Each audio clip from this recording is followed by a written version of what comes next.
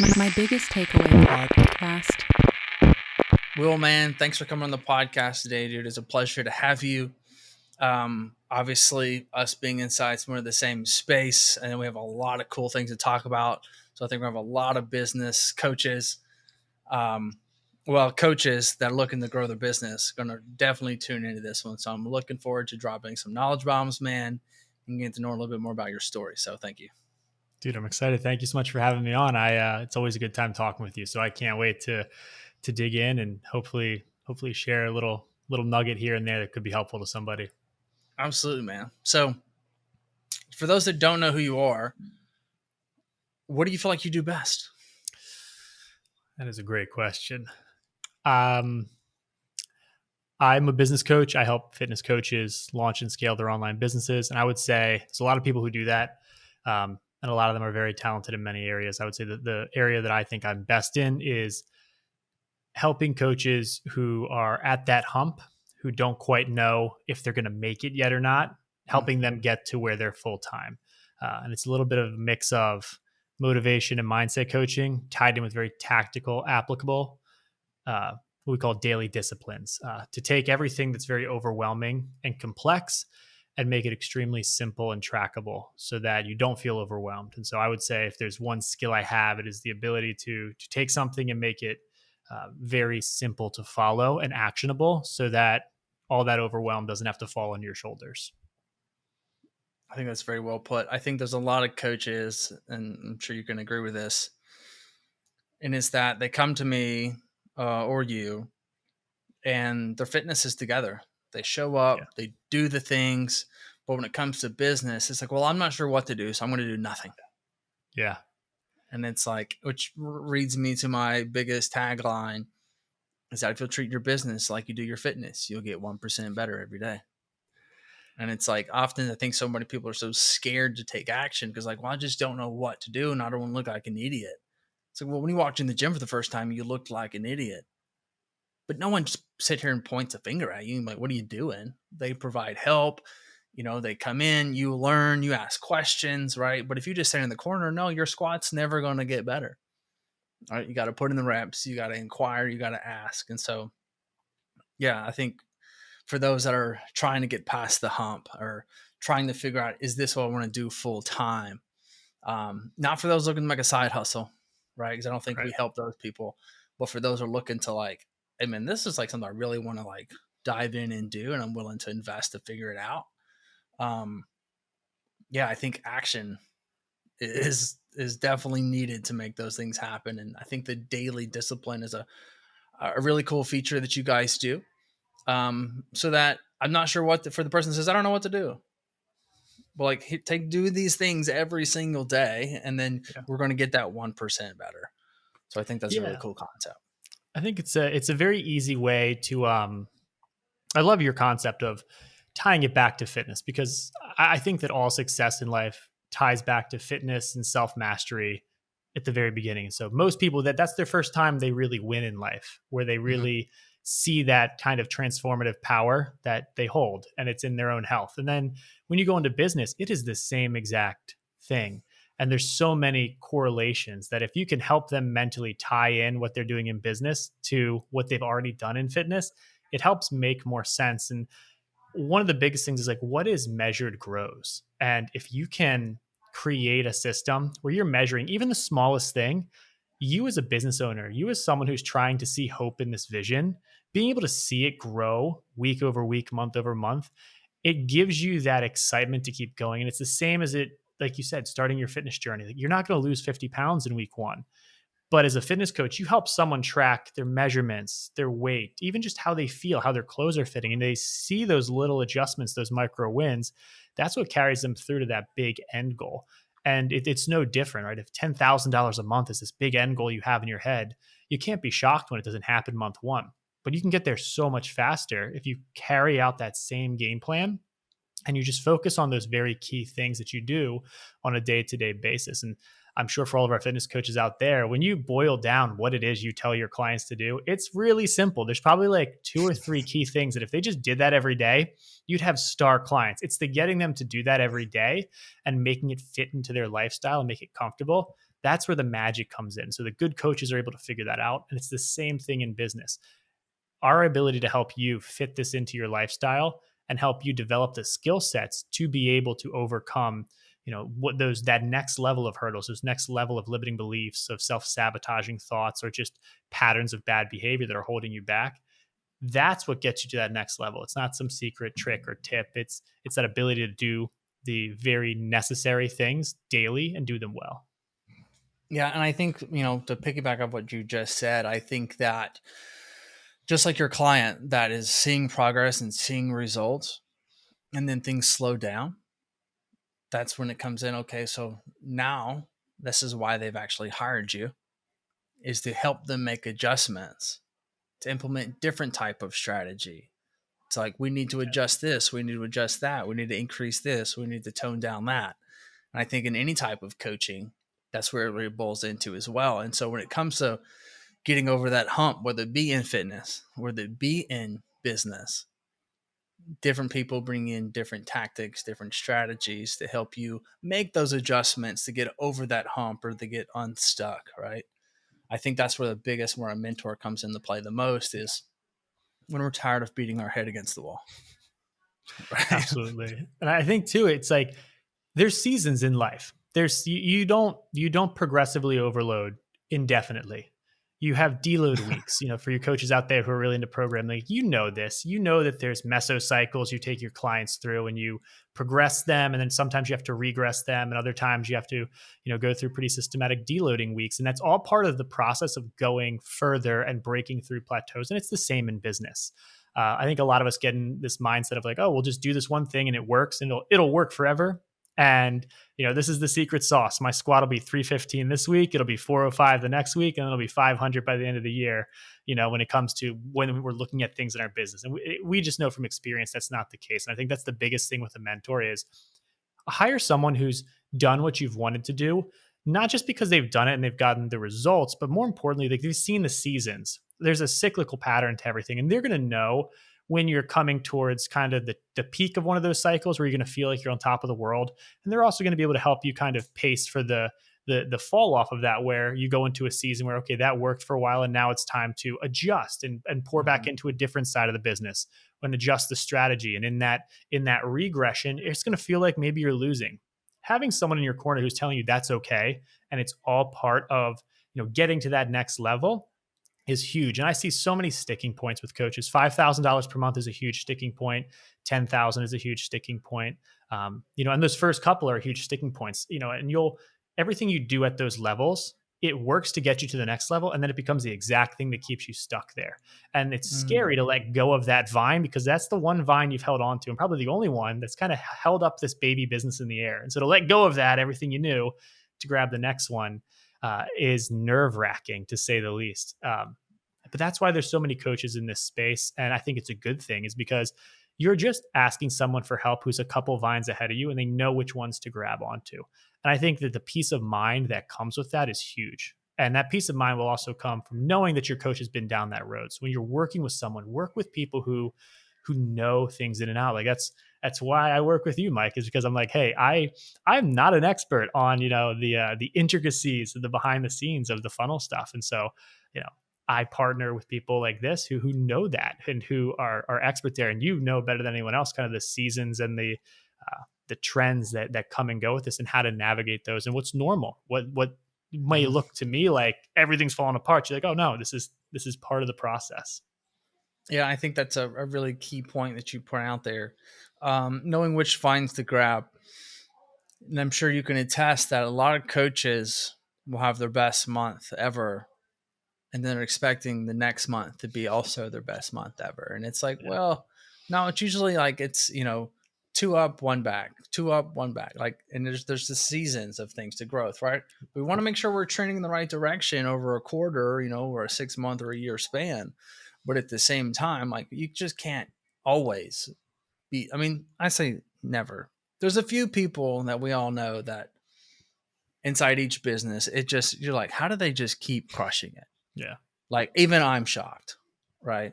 I'm like, I, I don't know. You just keep doing what you're doing, man. Like, Yeah. you're absolutely crushing it, right? But at the same time, knowing that there's ebb and flows, right? And I can tell you from like Kaveh's experience, going through 2020 was an absolute roller coaster between the highs and the lows, and every other business that we worked with in our agency, and I've got 20 active clients during 2020, and I'm like, dude, this is a wild ride. And I think also too, it's like I learned more during that year than I think I bargained for, and I paid a hefty education through losses.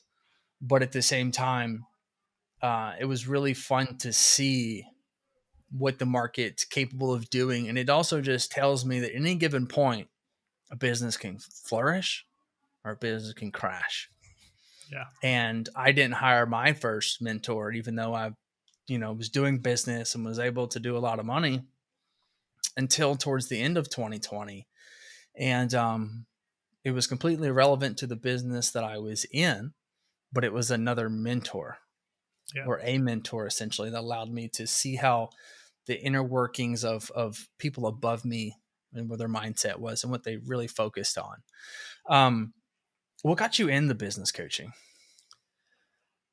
Honestly, I think, it was kind of, my wife pushed me in pretty heavily. I had been doing fitness coaching since 2013, and I started business coaching in 2019. So I had put 5 or 6 years into kind of what had started as in-person coaching in college, and then went to Excel sheets and stuff because I couldn't handle any more people in person between my classes. And I had no mentorship or anything. I was like duct taping like just different things together to kind of come up with my own version of online fitness. Uh, No. and over time, just you spend that many years kind of building something, you eventually get down a pretty good system. And it was doing well enough that she kind of pulled me aside one day, and she does business coaching herself. And she's like, why are you still doing the fitness coaching? She's like, is that really your passion? Or like, would you be interested in like, teaching people that side? Because you seem to love the business aspect almost as much, if not more than the coaching, the fitness clients. And I kind of sat with it for a little bit, and I was like, you're right. Like, I don't know if I can imagine myself doing client check-ins forever, but I could build businesses forever. Like, I'm just addicted to this. I love it. I love that, kind of like you said, the wild ride. I like Mhm. that uncertainty. I like building certainty, but even knowing that it's never truly certain. And there's always kind of the next adventure ahead, and you don't know what it's going to be. I enjoy that. And I enjoy that challenge. And so, yeah, in 2019, with really kind of her push and, some guidance from her, because she had been doing the business consulting side for female entrepreneurs for a while at that point, uh, helped me take the jump and launch online coaching. And it was just very simple at first. It wasn't professional. I didn't have funnels and brands and things like that set up. Sure. I just had buddies in the industry who were, kind of starting out, and they wanted to know, how are you doing the online thing? Or how can I use my social media, have a decent following? Or I'm all in person. What did you start doing besides Excel? And I just started answering their questions. And I think the first 10 or so people, it was just really simple. It's just like $500 a month, stay as long as you want. I'll teach you everything I know and help you get your business set up, and help you make it a full-time thing. And from there, it just grew. And I went through many evolutions. I went through partnerships, and then those partnerships failed. I had really large, big, blockbuster size businesses where it was like 200 coaches in there and massive Zoom calls with 60 people on, but then no one felt like they were getting an amazing service. I Mhm. went super niched and high ticket, where it was very private mastermind, and we had like 25 people, and that was it. And now we've kind of fallen to this happy medium of a mixture of group level, and then as you scale up and you make more money, you can invest into our higher levels and get more one-on-one touch points, and it Mhm. kind of allows us to grow with you and you to grow with us throughout the program. Um, but it has been quite a wild ride. Dude, it's so funny. We have such a similar story because I trained in college, started online coaching in 2012, dove off into it. I think a lot of coaches these days complain about saturation, but at the same time, like, we had Instagram when it like just started. Yeah. right? To where like if you had like 5,000 followers, like you were like kicking ass, right? Or the fact that we didn't have Trainer Eyes or Everfit or My Coach or all these other different platforms and features that just made it easy. But I do appreciate those that don't just jump to one of those platforms, and here's why. I've always stated that I have a lot of calls with people and they have like 2 clients and they're like, yeah, man, got my Trainer Eyes. I got it all customized. I got my own app and everything. And they're spending all their time and energy into the fulfillment of the product. Yeah. And I'm like, man, if you would take that same amount of time, energy, and money that you're investing in fulfilling the product and making it look pretty and spend that into self-development, into actually getting more clients, then you could build a 5-10K business off Google Sheets for free. And I always give this great example because I started with Coffee Over Cardio. You get all these different businesses that come to you like, hey man, you want custom tape and custom boxes and custom this and custom all that on the back end of the product I haven't sold yet? And it's like, no, I want to actually get the product to the customer as cheap as possible. Product be good. The box is irrelevant. My tape's irrelevant.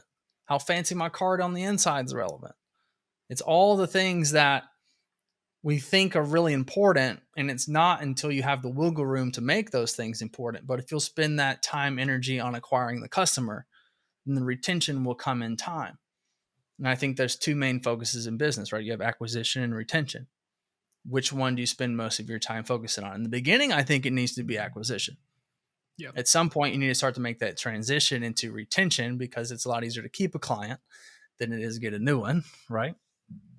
So I find that very interesting point to where such a similar background, definitely doing Google Sheets. I got out of it as well. I'm obviously big on the business side, especially at this point in my life. And now when somebody comes to me with wanting fitness help, I don't take them on. I 99% of the time push them to a coach that I think best fits their needs, right?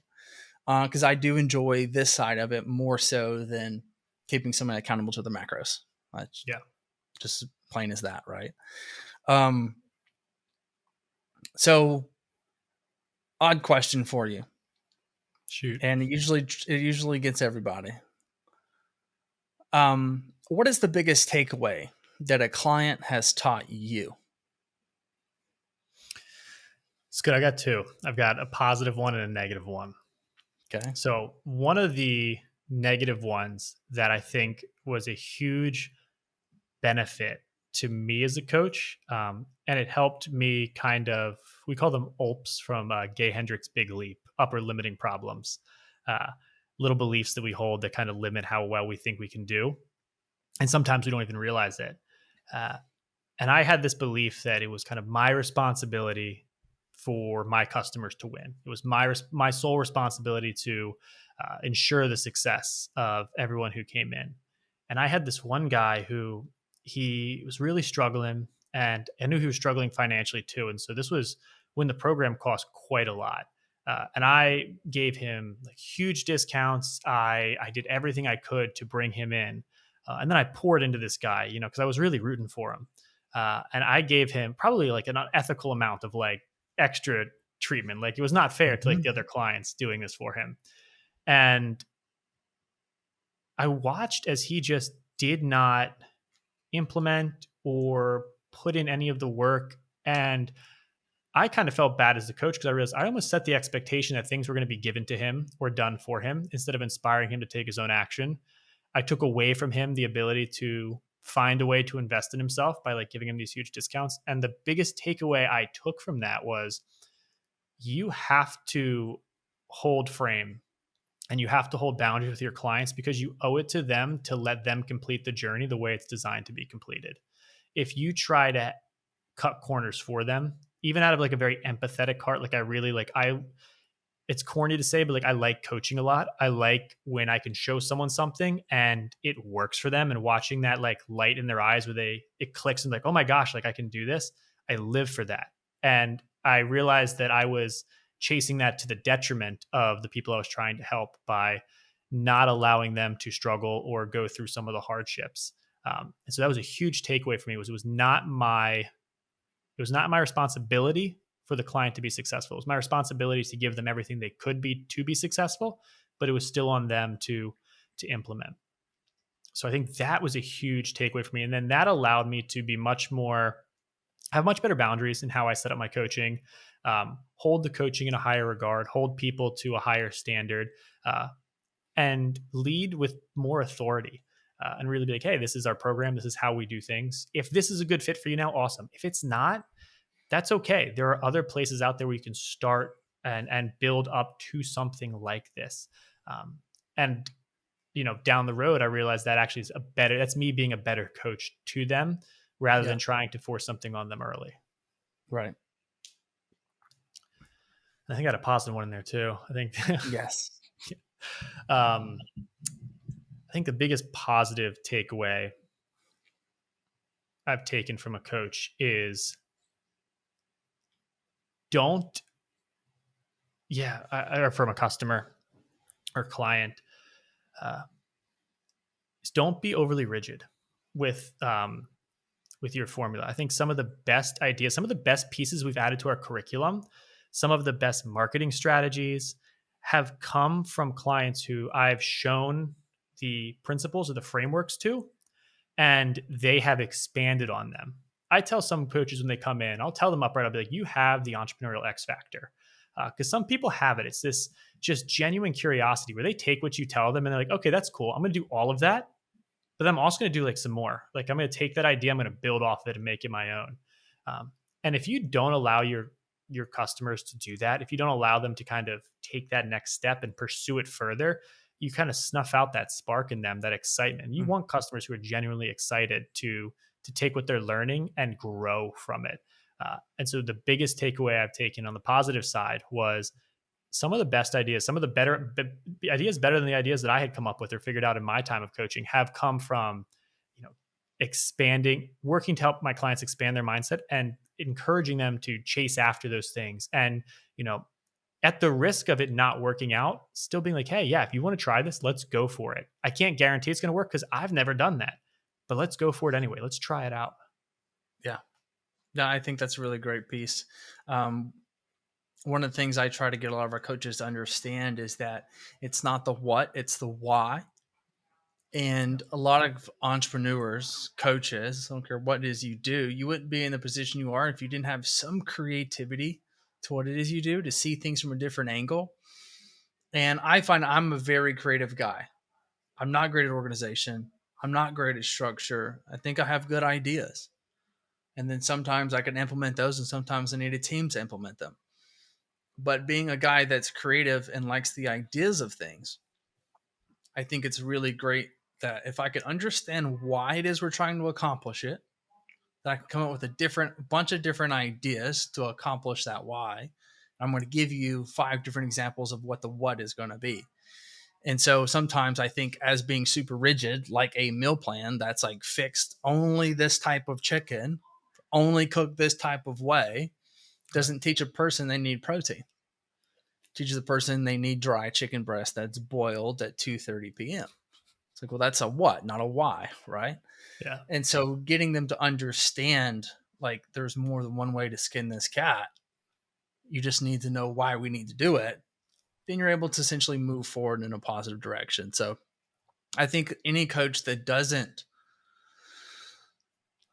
I think, accept that is really, really, and that's the word we're looking for, is coachable. Yeah. Right. And that's a two-way street.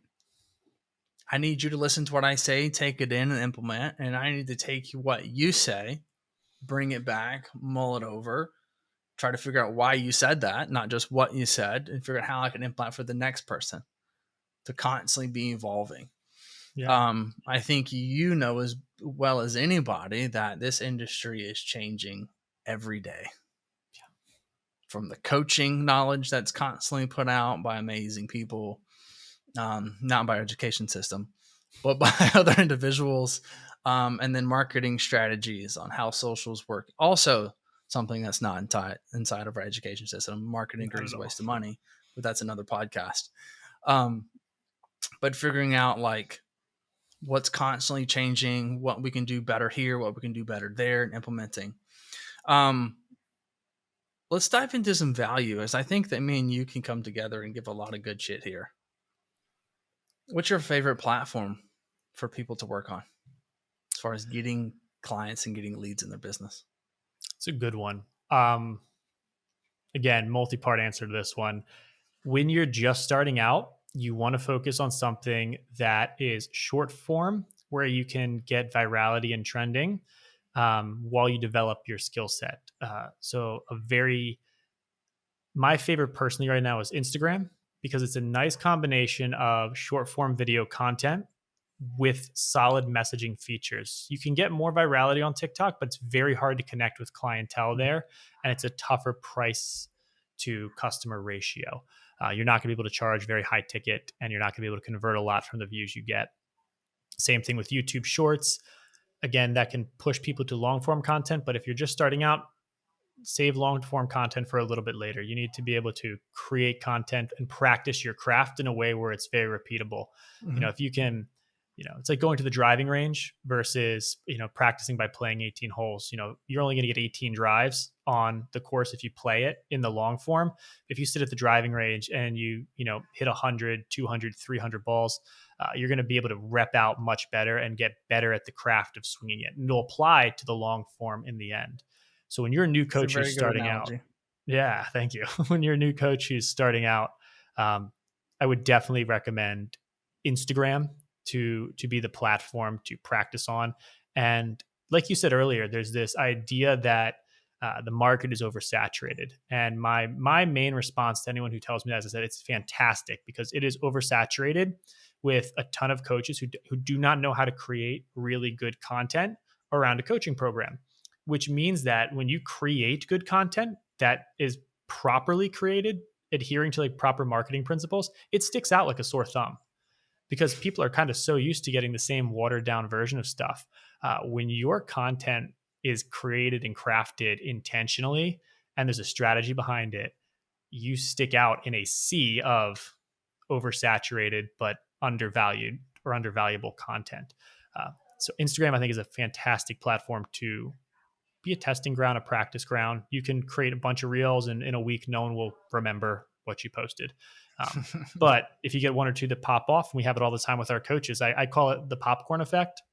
And I always tell them one of them will pop eventually. Just keep practicing. You're going to find your voice, find your clients.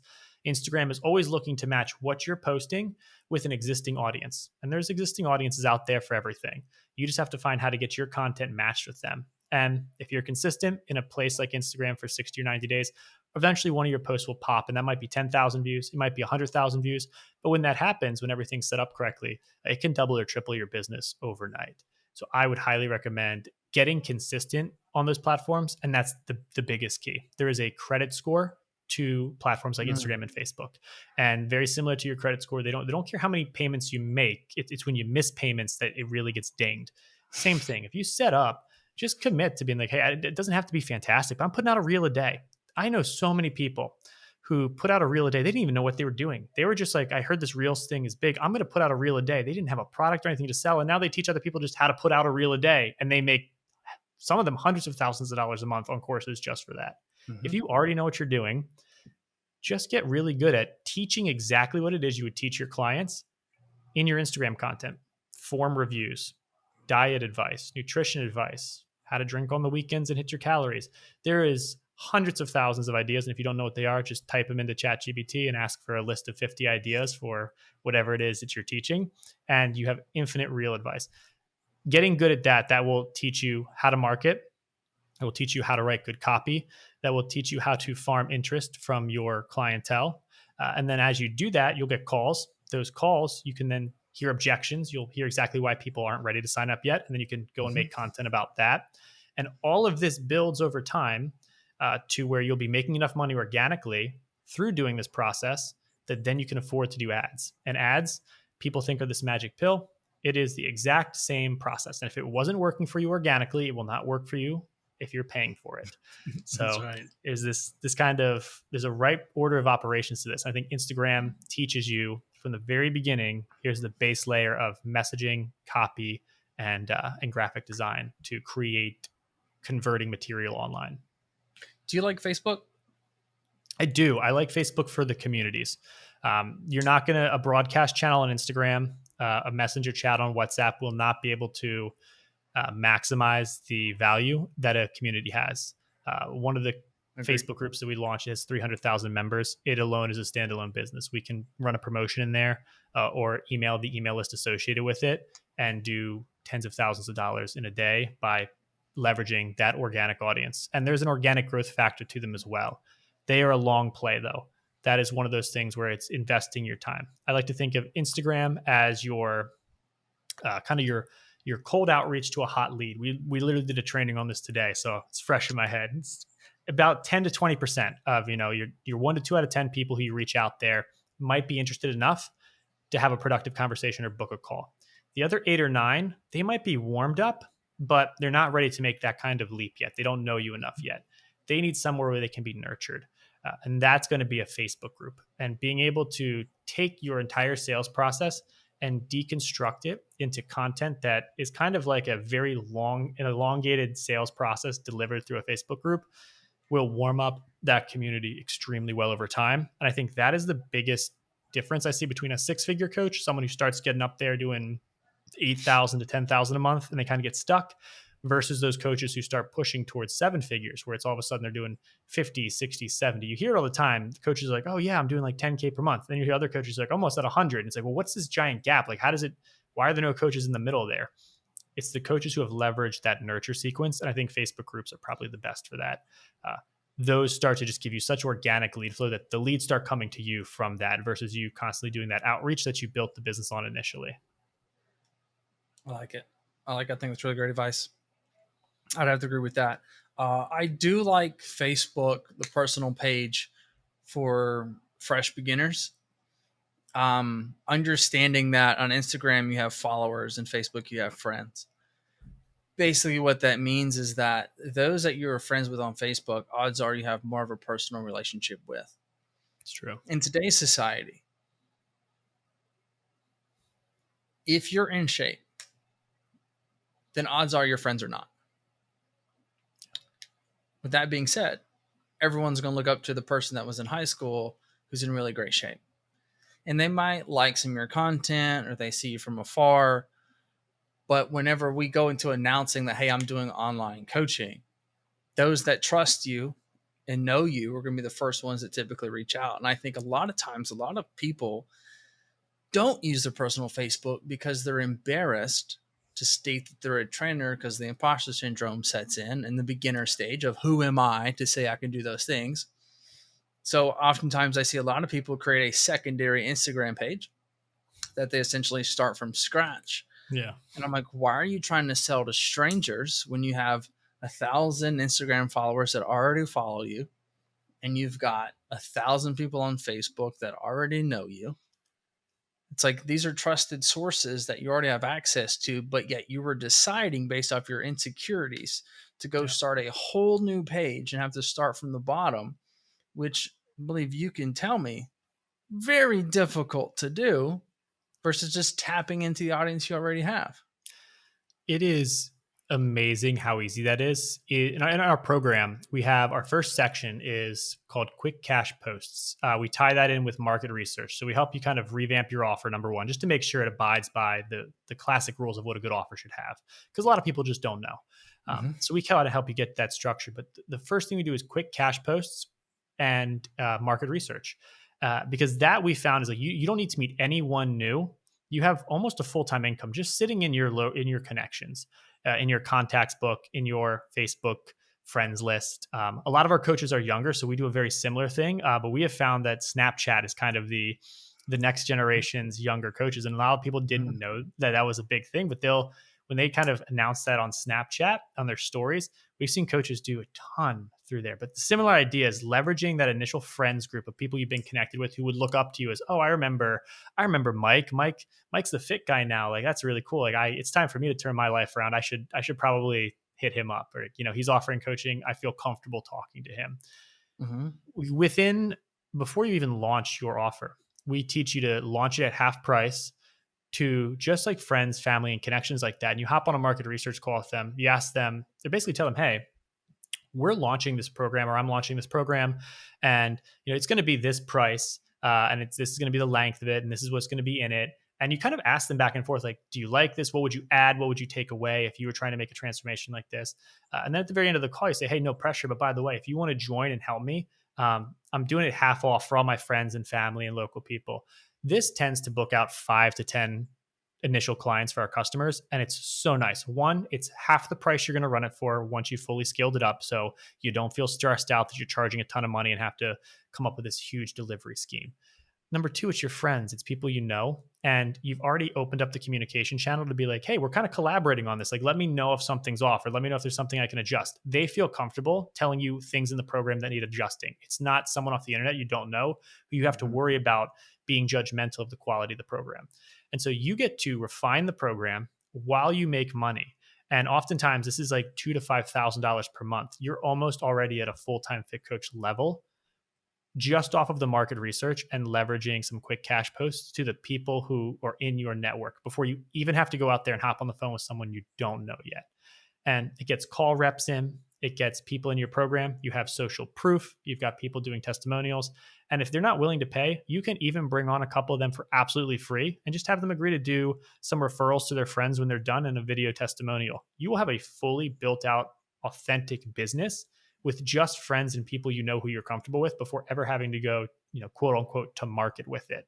So I think, again, I think Facebook, again, is a huge spot that is underutilized in that area. Is you don't need strangers. You don't need 100K audience. You have 1,000 true fans probably in your contacts alone who are more than willing and have already that built up trust, like, and trust factor with you that you should be leveraging first.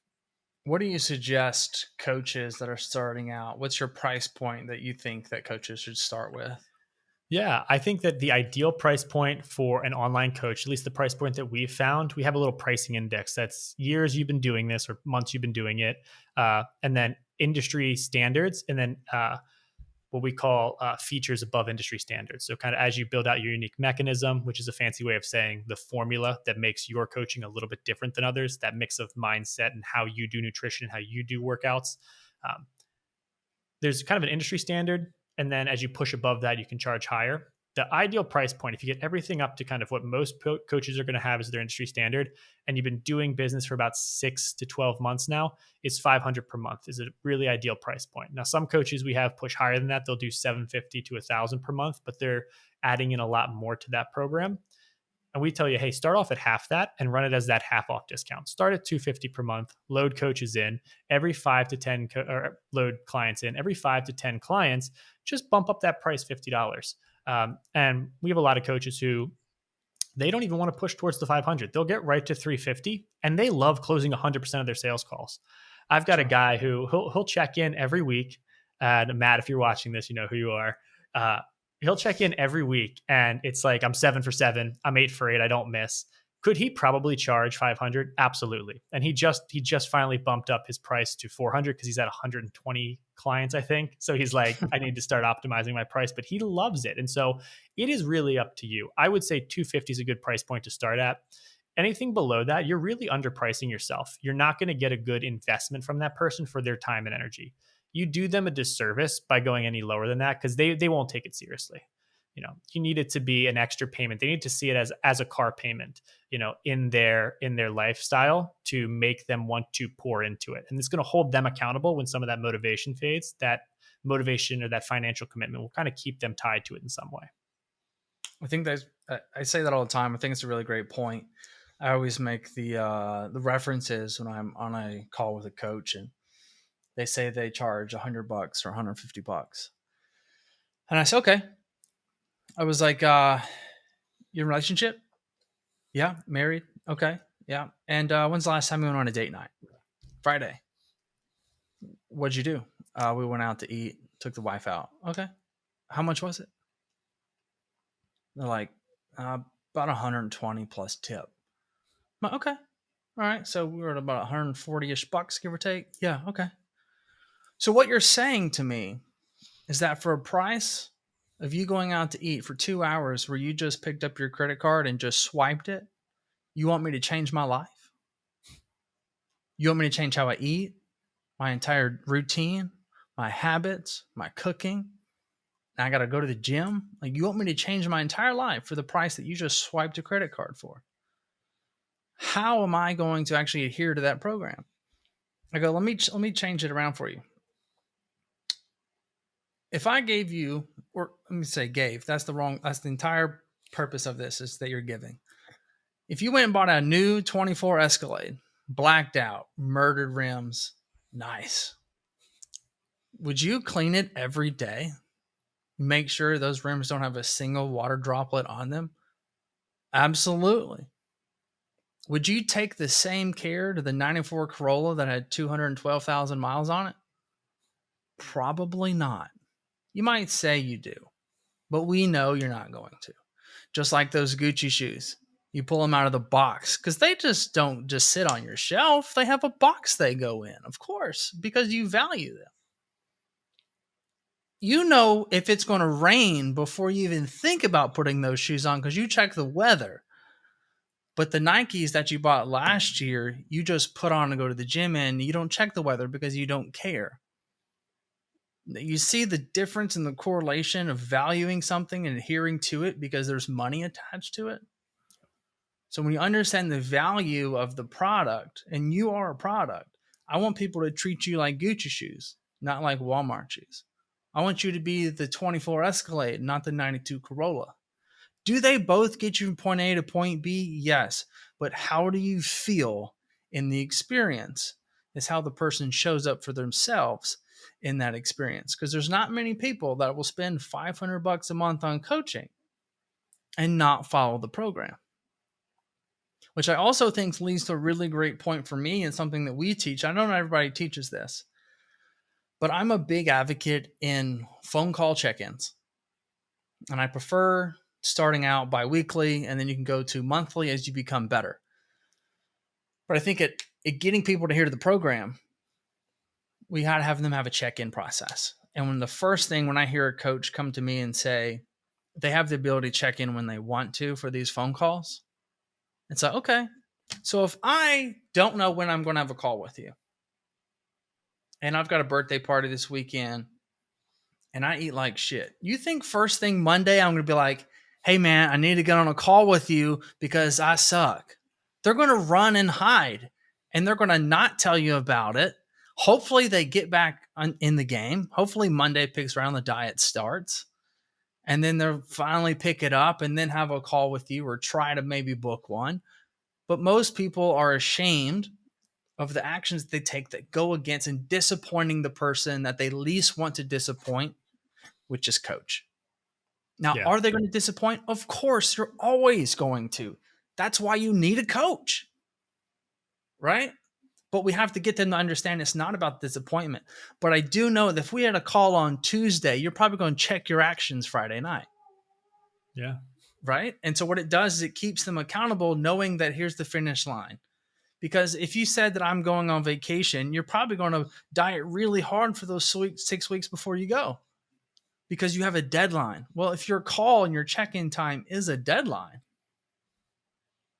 then you're going to adhere to the program just a little bit better versus it just being this fugazi, just whenever I'm going to check in, whenever I check in. Yeah. And so if you'll notice, think back to all your clients, those that you have calls with, odds are have the most success. And that's why. Yeah. Yeah, no, you're really tapping into, especially like the higher ticket coaching. Some of the things that we teach are very similar. We take it a step further for the high ticket where we have them do a Zoom call. We have our clients have their clients do Zoom call check-ins with them weekly or bi-weekly, depending on the price point. Mm-hmm. And they screen share their trainer eyes and they walk through the nutrition and they walk through a lot of the pieces of it. At some of the higher levels too, they'll even, when they start working with hormones, and you might have different labs who do testing once a month, they'll walk through their labs with them. But it's that high touch point level. And then two, you can, very similar to what you said with the, valuing it more. We tell them in the same way, we use that kind of same verbiage when we are on the sales call, especially with the higher ticket. coaches. A lot of people see, like, because we post screenshots from our chat where everyone shares their wins, and people are like, there's no way that you guys are closing this much. Like, no one's paying that much. And what they don't realize is these are paid in fulls. We get people to pay up front for the entire program. And a lot of our coaches, they're charging usually around, at the lowest level, 1,200 to 2,000. But a lot of our coaches are charging $7,000 to $10,000 paid in full packages for 6 to 12 months of coaching. And the way they're getting people to do that is that same idea, which is you're not going to take it seriously. And if you go month to month, when it gets hard, you're going to take the excuse that it's expensive to back out. But if you lock yourself in now, you're committing to a certain time frame where it is undeniable you're going to go through this. And by locking that in and investing in yourself the same way you would invest in college, the same way you invest all of this money into things with a much less certain, result, you're going to be able to invest in yourself. And then by tracking it that way, by having them say, hey, this is your goal. You want to lose 50 pounds over the next 6 months. We can guarantee the result if you show up to these calls and you hit these numbers. And if not, then we'll continue to work with you until you do. But just from a thermodynamic standpoint, it has to work out. If you're actually doing this, there's no way you could get on this program, do these workouts, adhere, and it not work out. So you can then get into the game of having like total risk reversal for them. You say, hey, listen, we will, if you come in, you pay in full for this, and you don't achieve this result by the end of this program, as long as you've done the check-ins with us weekly, we've gone through your charts, you've done everything to a T, and you don't achieve the result, you could do a money back guarantee. You could do a work with them for free until they do achieve the result, and just essentially remove the risk. We're big on work with them for free until they achieve the result, because you want people who are there for the result. And as long as they know they're going to get that result and that price they paid is going to guarantee they lock in that result, then they're going to do the work. But again, that's like when you look to go to that higher ticket price, you have to ask yourself, okay, what are the things that allow people to go to that higher ticket price? And it is that intentionality with the check-ins, that structure, having forms, having different things that they fill out, which really kind of gamifies it for them, allows them to see the progress. And that also that earns you the right as a coach to charge a higher ticket price. And it gives you the leverage to collect those as paid in fulls up front, which on the business side of things is huge, because you're going to have to do the fulfillment anyway. Collecting 100% of the cash up front gives you a ton of power and a ton of leverage to do different things in the business to grow it faster. And success loves speed. So the more that you can get the lifeblood of the business, which is cash up front, the faster you can invest and divest into different things that are going to allow you to go faster or take things off your plate, which are giving you headaches. Those DMs that a lot of people tell you, oh, you shouldn't have to do DMs. You should be doing DMs. You shouldn't always have to do them, because if you do it right, you can hire someone to help you with that and offload it. But that comes at the price. And that price is you learning how to sell, doing this high ticket, creating this leverage for yourself, leveraging these opportunities that other coaches won't by instituting a structure that other coaches don't have in your business, and then buying back your time.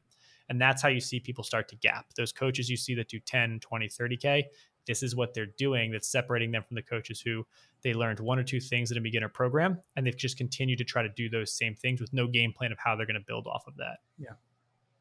I think it's a really good point too. People getting too big for the britches. I don't want to do those things. Okay. Got to earn your way. How did you look the way you look, sir? You did things you didn't want to do. Do you eat salad? Is it your favorite? Probably not. But why do you do it? Because you know it produces the end result. So you'll sacrifice in certain areas, but you won't here. There's two things that I will do in my life and sacrifice, and that's the way that I look, and that is my income. I will do whatever it takes to accomplish those two things. Inherently, I believe the better you look, the more money you make. So those go hand in hand. So I think that for those that aren't willing to say, I don't want to do those things. It's like, listen, I owned a warehouse and I didn't want to fucking sweep the floors, but it had to be done until I could get somebody else to do it. Somebody's got to take the trash out. Somebody's got to pack the orders. Like, somebody has to do it. So who's going to do it? Well, if you don't have the money to fund to somebody else to do it, I'm sorry, but it's on you. And if that's not the sacrifice you're willing to make, I can promise you now, nor myself nor Will wants to work with somebody like that. Yeah, you have to. And that's one of the things that I do specifically, because I've gotten that objection before. I, to this day, And people freak out because I'll send videos to prove it. I do my own DMs in my Instagram. I to this day have kept that as one of the things that I will continue to do. I do 20 every single day. New followers, people who've engaged, cold outreach, people who I see who I think might be a good fit. I go, and it keeps that skill sharp. It allows me to teach it extremely well to people. And it's me doing exactly what I'm telling you to do. If I'm going to tell you to do it, even if at this point, I've got plenty of leads that come in from paid advertising or different other avenues that I could leverage, keeping that skill sharp and kind of paying my dues, taking out the trash, even though I don't have to, it allows me to, one, stay in touch with what works there, and two, kind of remind me of where I came from. Like, it's that work ethic of like, okay, I don't want to do this. I don't want to do it any more than you want to. I have the same amount of success that you have. I have many days where I get ignored 20 times, and I'm like, I probably could have better used that 40 minutes of time. But it's that daily discipline of sticking to it that builds up pipeline. And you would be amazed how much pipeline, for those of you who don't know that term, it's just the amount of people who are kind of in between knowing who you are and buying what you sell. You'd be amazed how many people you get into that pipeline and become interested and aware of what you do by doing those DMs daily. And it might not seem like it, but if you do that consistently, same thing with posting in the algorithms for these platforms, you do it consistently for an extended period of time where you focus solely on the input and you just ignore the outputs. Like I'll send out 20 a day for 90 days. And I don't care if no one ever responds. The goal is just to do it for 90 days without missing. You will be inundated with more leads than you can possibly handle. And all these ideas you've had in your head of like, oh, I'm going to pay someone to do this, or oh, I'm going to do some paid ads, or oh, I just need to buy this new thing and that'll fix everything for me. Or, oh, I know why. It's because I don't have a fancier camera to film my gym workouts with. All these little things you're thinking about to help you make money will go away if you just do something as simple as that. Yet 99% of coaches will never do that. I've spent hundreds of thousands of dollars in ads, and we've had the highest conversion rates through DMs. Yeah. People want it just people. takes more work. Yeah. Just takes more work. And so when people ask, like, so we focus not so much on getting clients, right? We focus on getting leads. The more leads you get, the more clients you get. Because a client is nothing more than X amount of leads, right? By your conversion rate. And then that's how many leads or that's how many clients you have. And so what am I doing every day to get more leads? And what's my conversion rate on those leads? Prints X amount of clients. So what's the number one factor I had to have? Leads. So how do we get leads? And so if we're not actively spending money on ads or, having referrals or DMing or whatever input tactic we want to use to get leads, if we're not doing those things, is either you have two options. You pay somebody to do it or you do it yourself. Simple as that. Here's the thing about it. I get a lot of coaches come to us. It's like, hey, I don't want to really do anything on social media. Well, then you really don't want an online business because you can't without social media. Yeah. There's not very many businesses that you can do without it. I'm a firm believer in that your Instagram handle is your business card. Yeah. It is your website. Without that, you're really going to struggle. And I really find that when somebody is really at that 35-year-old plus mark, that some are great and some are like, I really don't want to do this. Like, I understand you don't, but it's a necessary evil if you do want to pursue this career or continue to further it. Your energy and effort have to go into this. And this is one thing that I know you can agree on this, is that this is one of those things where you cannot pay somebody else to do your social media. Yeah. You are the content. You are the voice. You are the message. You are everything. And so you can't pay somebody to film on your behalf. Right? Even great teams do not become a team until you become the authority figure to then bring on other people. So you have to lead by example. Unless you just have a shit ton of money laying around where you can just pay 5 coaches to all of a sudden just create a team together, but then they're also probably going to be successful enough to where they don't even need you to be a part of it, and they'll just do it on their own anyway. I think that's also finding a balance too of creating those teams. What is your advice for the coach that's looking to make their first let's say assistant coach or another coach inside the business, that first one, what's your advice Yeah. there? So we go through a very deep process with this. In our top level, it's called Coaches Collective, collective of like just a bunch of really cool coaches all doing stuff, and um, really good for references and sharing and kind of creating a community. We have a very rigid process for how we do this. Um, we have two rules. First of all, that before you even think about it, whether it comes to an investment or hire, that we abide by, which is if you haven't done it successfully yourself, you don't hire for it or delegate it. And then if you can't purchase it through the business, you don't purchase it yet. And that one's more of the beginner one. Aside from investing in coaching in the beginning, you want that new camera, buy it with money you made from online coaching. You want to buy some software, buy it from money you made from online coaching. Then as you go up, it kind of becomes the same in hiring. Oh, okay, you want to get someone to do your DMs, you need to be good enough at your DMs that you can create what we call an SOP, a standard operating procedure, which is you walking them through exactly what you've done in your day to day for DMing. And then that SOP comes with a KPI. These are key performance indicators, which essentially tells them if you perform this SOP, if you do this task the way we laid it out, this is the expected result. This would be our successful benchmark for how this is. And if you can't either create that training for exactly how someone should be doing this, or you don't know what the numbers should be, you haven't done it enough yourself and tracked it enough yourself to be ready to delegate it, because no one's going to come in and be a magic fix. And the worst thing you can do is hire someone before you have this stuff in place, because now you're just going to have an extra liability, because a hire is a liability. It is your job, your responsibility as someone to train them up. And it is a huge step when you're doing this in your business.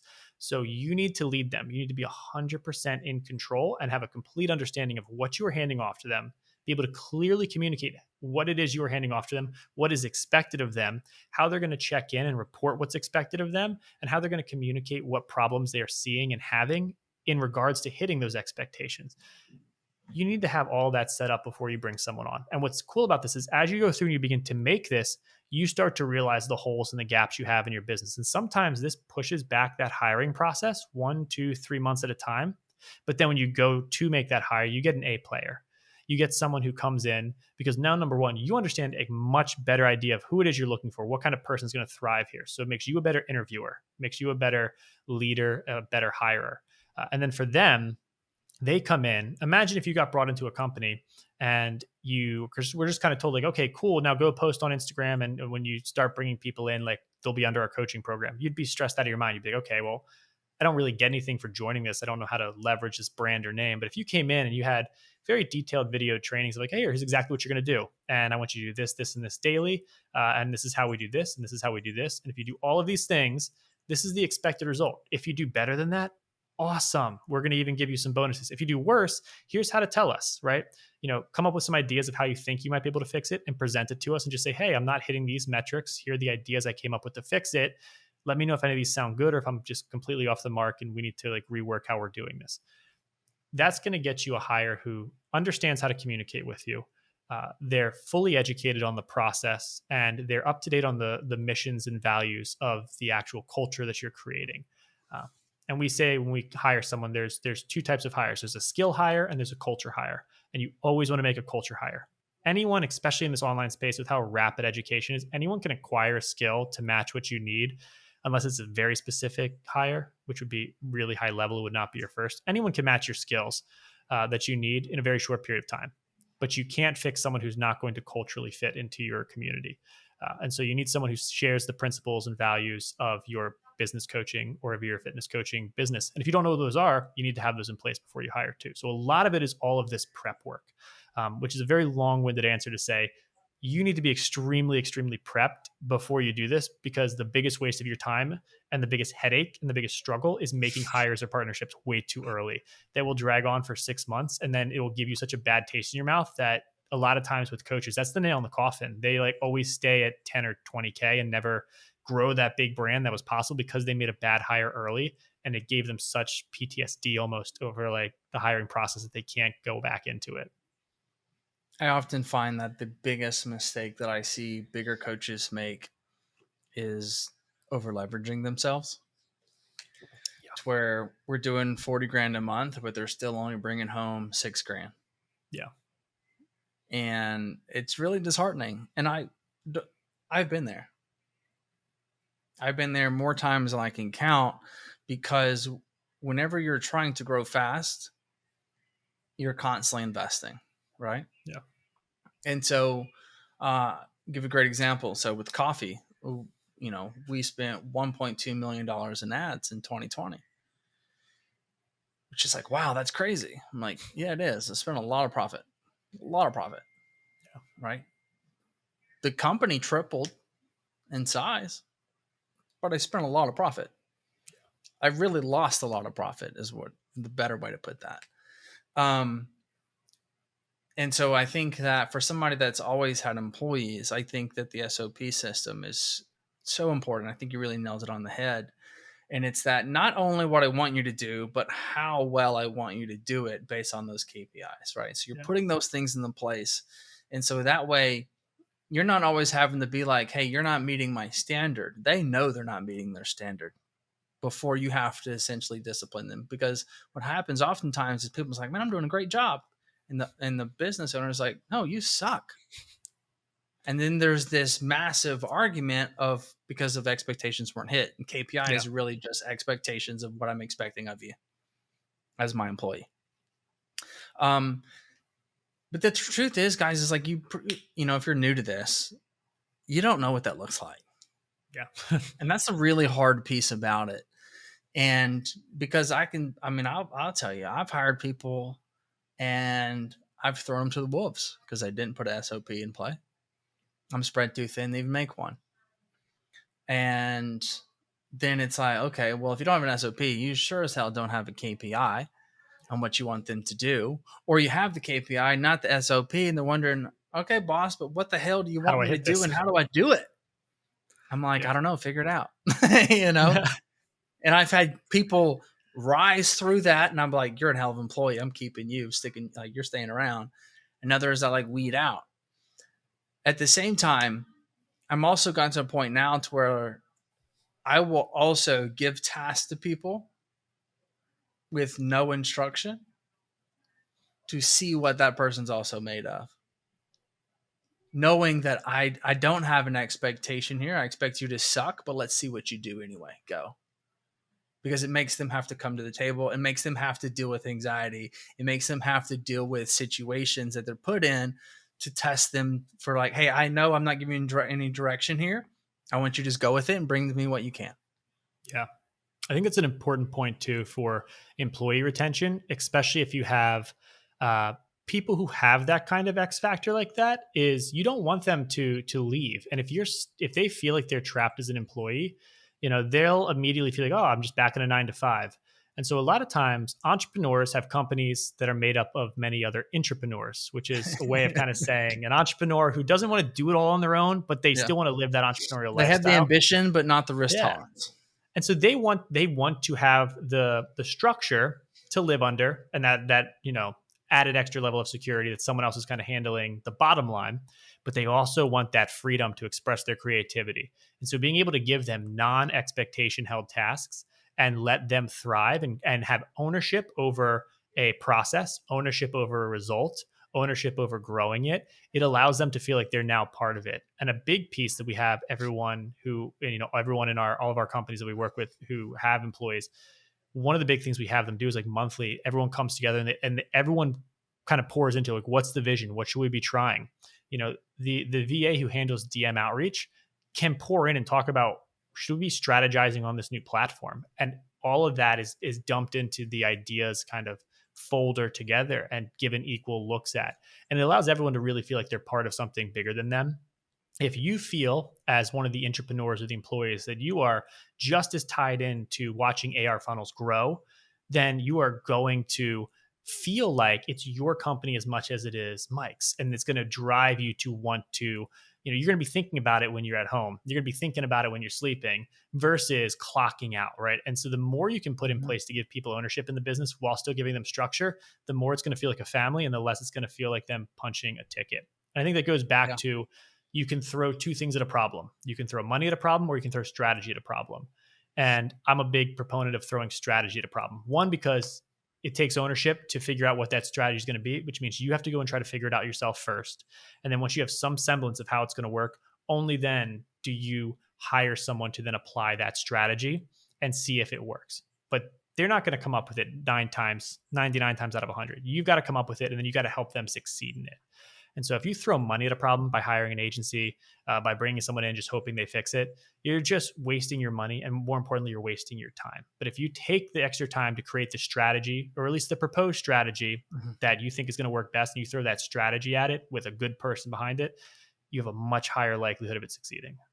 I can attest to that, being that owning an agency, is that I've had some clients come to me and have no idea what it is they want to do, and they're hiring me for the work and the strategy. And I've had those that hire me to do the work and the strategy which they have. Yeah. And on my end, it is much easier for me to implement somebody else's strategy that knows their business in and out, versus me coming to your business, have no fucking clue what it is that you've got really going on. Got to learn a company in 2 weeks, devise a strategy, and implement it. Obviously, the better success is going to go from the top down than the bottom up. Yeah. What do you want people to take away from you today? I think it's a tagline that I've been loving recently. A mentor of mine said it best: simple scales, complex fails. The more you can simplify all of this, the easier it's going to be. Because at the end of the day, you have an amount of money in your head that you know is going to give you some level of comfort until you get there, and then you want more. But in the meantime, there's a level that you want to get to. You're listening to this, you're probably listening to other podcasts, you're watching YouTube videos, you're spending time figuring out in your head, how the heck am I going to get to that certain amount of money? It's going to get me that car I want, that house I want. It's going to help me leave this job that I don't want.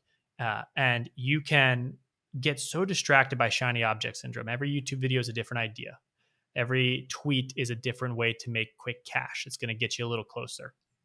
The more you can focus on one avenue, one product, one platform, one strategy, 1 year, and you can work towards achieving that goal with as few steps as possible, you magnify the likelihood that you're going to achieve that result hundreds of times over. There's a rule, I think I named 4 of them. It's called the rule of 5 ones. And I learned it from a man named Taki Moore. He runs a famous mastermind called Black Belt. He learned it from his mentor. And it is the backbone of almost every online business you see that's successful now. Every ClickFunnels funnel you go through, every mastermind that you've heard of, they all got to where they are because they got sick of spinning their wheels and trying a million different things, and they stuck to this one strategy. So for you out there who you're looking to start this fitness business, sit down, write out the number that you want, write out how many clients at what price point it takes to get to that number, and then figure out what are the daily disciplines I can do every day that will slowly get me one more client at that price point towards that number. If you make it that simple, all the other stuff will figure itself out over time. But in the meantime, you can do that in 3 to 4 months. I work with coaches every single day who come in, who don't think they can, who come in with 0 revenue, and they leave making 6 figures because they sit down and they do this very thing. And when it's that simple, you can put a ton of reps into it. And that's all it takes. The guy who does 1,000 reps is going to outperform the guy who does 100 here and 100 there. So if you take away anything from this today, sit down, put your goals to paper, figure out exactly how many people at what price point it takes to get there, and then do as few categories of inputs as possible to make that output happen. I like it, man. Taking action and being consistent. Yeah. It's as simple as that. Where can we find you? On Instagram at Will Girone, Girone, and then anything full-time fit coach. So we got an Instagram handle there, website, and I think the website's still under construction, so you probably won't find anything there. But yeah, Will Girone on all socials and full-time fit coach. Would love to help any of you guys who are looking to get some structure into your life, scale to become a full-time fit coach online. Well, man, I appreciate you having on. I thought it was a great episode. I thought we got to talk about a lot of great stuff, a lot of interesting things, I think, from the inside out that a lot of people don't think about. So hopefully you guys got some good value out of this. Will, again, I appreciate it, man. Until next time. Thank you, Mike. My biggest takeaway podcast.